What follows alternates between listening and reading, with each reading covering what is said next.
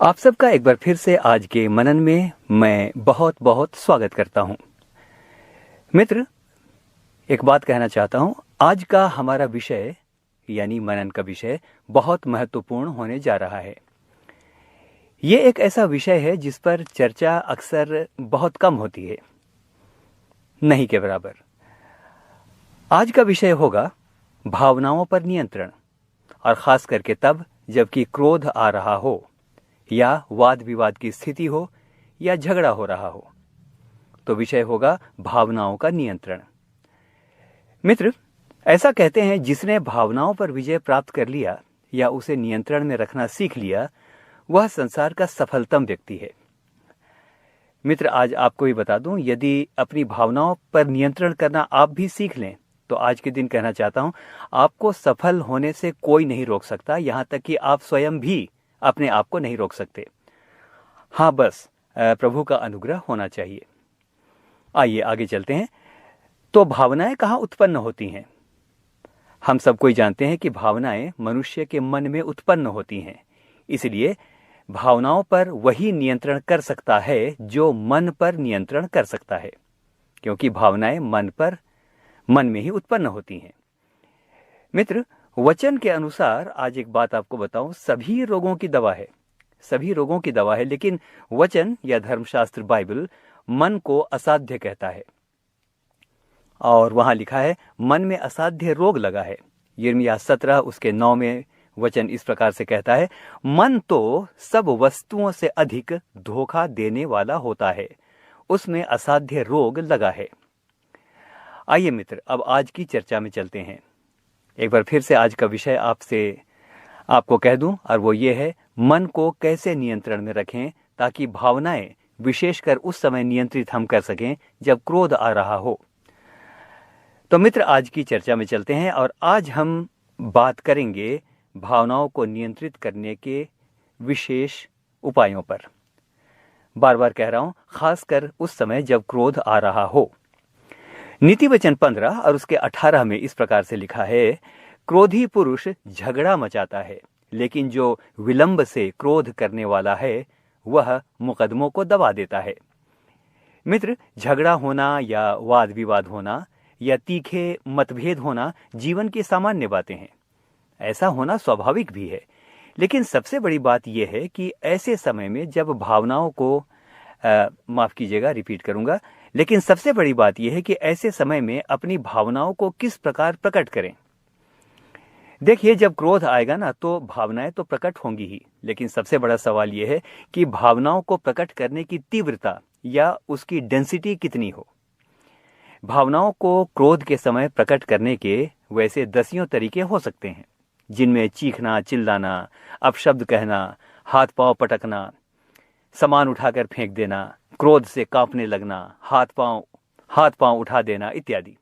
शाप देना भी इसमें शामिल है। लेकिन मित्र, एक बात है, जिन बातों की चर्चा मैंने अभी की, क्या हाथ पांव चलाने से या कोई सामान फेंक देने से या इस समय कहूंगा शाप देने से क्या समस्याएं हल हो सकती हैं? क्या इन बातों से समस्या हल हो जाएगी? जवाब है, कदापि नहीं, बल्कि इससे समस्या और अधिक बढ़ सकती है। जीवन भर के लिए बातें बिगड़ सकती हैं। इसलिए बहुत जरूरी है कि हम अपने मन या आत्मा को वश में करने की कला सीखें। तो आइए उस कला को सीखते हैं। नीति वचन 25 उसके 28 में इस प्रकार से लिखा है, जिसकी आत्मा वश में नहीं वह एक ऐसे नगर के समान है जिसकी शहरपनाह तोड़ दी गई हो। यानी जिसका मन वश में नहीं। मन और आत्मा ऑलमोस्ट एक बातें हैं। तो जरा उस नगर के बारे में सोचिए जिसकी दीवारें तोड़ दी गई हों। क्या हाल होगा उस नगर का? कोई भी कहीं से भी घुस सकता है, कुछ भी कर सकता है। वहां सुरक्षा का तो मित्र सवाल ही पैदा नहीं होता।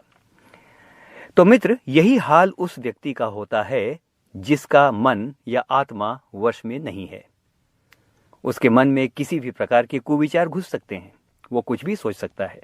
तो आइए विचार करें कि जब क्रोध आ रहा हो या झगड़ा हो रहा हो, तो उस समय हमें किन किन बातों का खास ध्यान रखना चाहिए।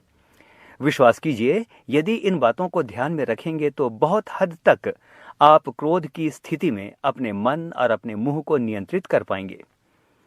तो पहली बात, किसी भी वाद विवाद में या किसी भी झगड़े में या किसी भी मतभेद के समय में देर से या विलंब से बोलिए, यानी बाद में बोलिए। ध्यान से सुनिए या दूसरे पक्ष को पहले बोलने दीजिए।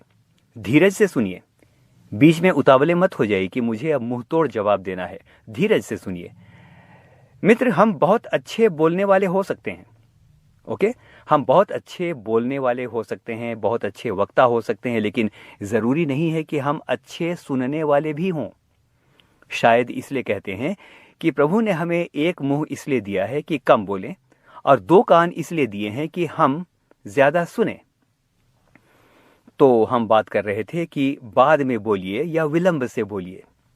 एक पद आपके लिए और, नीति वचन 18 उसके 17 में लिखा है, मुकदमे या विवाद में जो पहले बोलता है वह धर्मी जान पड़ता है, परंतु पीछे दूसरा पक्ष वाला आकर उसे ढूंढ लेता है। मित्र, हिंदी का यह अनुवाद थोड़ा अस्पष्ट है। इसका सही अनुवाद है, जो पहले जोर जोर से बोलता है वह शुरू में ठीक व्यक्ति लगता है, लेकिन जब दूसरा व्यक्ति आता है तब तथ्य का पता चलता है। आपने नोट किया होगा कि अक्सर जो गलत होते हैं वो सबसे पहले बोलते हैं और वो जोर जोर से बोलते हैं। राजा सुलेमान क्योंकि न्यायी भी था, उसने अपने न्याय की प्रक्रिया में बहुत सारे ऐसे लोगों को देखा होगा, इसलिए उसने नीति वचन में ये पद लिखा है। आपने नोट किया होगा कि झगड़े या वाद विवाद की स्थिति में हम क्रोध से बेहद उतावले हो जाते हैं कि जल्दी से जल्दी कुछ ना कुछ बोल पड़ें। मित्र, उतावलेपन से बात करने पर हानि होती है।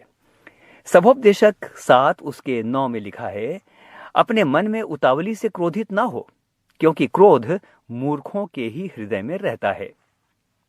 तो मित्र, बहुत जरूरी है कि हम सबसे पहले धैर्य से सुन लें और बाद में अपनी बात कहें, लेकिन वह भी सभ्यता और सलोनेपन से।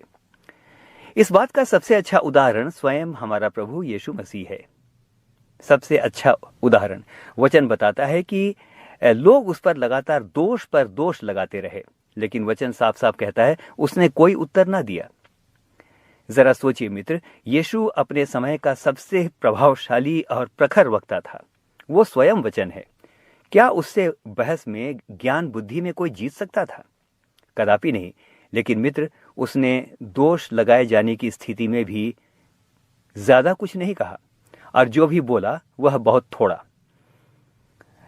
तो मित्र, ये इंपॉर्टेंट है कि हम बाद में कहें, शुरू में बातों को सुन लें कि मामला क्या है। दूसरी बात, मित्र, ऐसी स्थिति में बात तो कई बार करनी पड़ती है ना। यदि मतभेद हो रहे हैं, कोई बात पर बात किए जा रहा है, आरोप पर आरोप लगा रहा है, तो बात तो करनी पड़ सकती है। तो यदि बात करनी ही हो तो बात जरूर करें, लेकिन एक काम करें, उसी विषय पर टिके रहें जिस पर विवाद हो रहा है।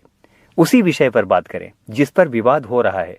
कुछ और बातें यहां वहां से ना बोलें, जैसे किसी के पास्ट के बारे में, परिवार के बारे में, शारीरिक अपंगता या कमजोरियों या रंग या अंगों की अक्षमता के बारे में, माता पिता या सगे संबंधियों के बारे में बात ना करें। ध्यान दें, किसी के चरित्र पर बिल्कुल बात ना करें। याद रखिए मित्र, अधिकांश झगड़े इसलिए बिगड़ जाते हैं क्योंकि हम भूतकाल या अतीत की बातों को घसीट कर ले आते हैं, अतीत की बातों को कोट करते हैं जिनकी कोई जरूरत नहीं है। अरे, तुम्हारे बारे तो मुझे मालूम है। वो दिन भूल गए जब मैंने तुमको इस प्रकार देखा था? वो दिन भूल गए जब तुमने ये गलत काम किया था? I know your past. तुम मुझसे क्या बात करोगे?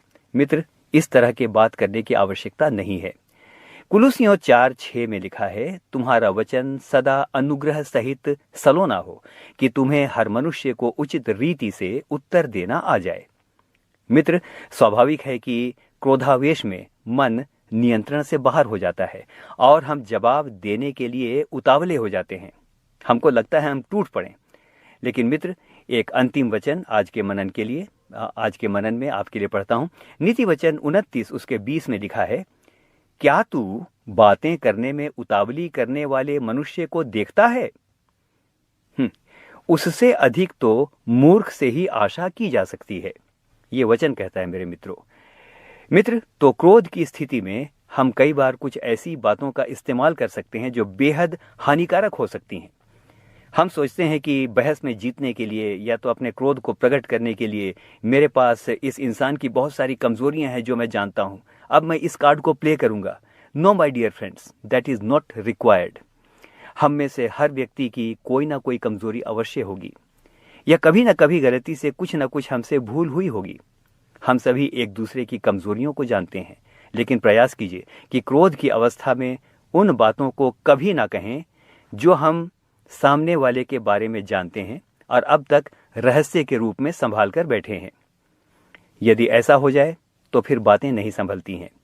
आइए मित्र, हम प्रभु से सामर्थ्य मांगे कि हम आवेश की स्थिति में अपने क्रोध को नियंत्रित कर सकें। और क्रोध यदि हम नियंत्रित कर सकते हैं तो मित्र, आज आपको एक बात बताऊं, बहुत हद तक हम अपने मन की भावनाओं को भी नियंत्रित कर सकते हैं। हम में से हर एक को परमेश्वर बहुतायत के साथ आशीष दे। आमीन और फिर से आमीन।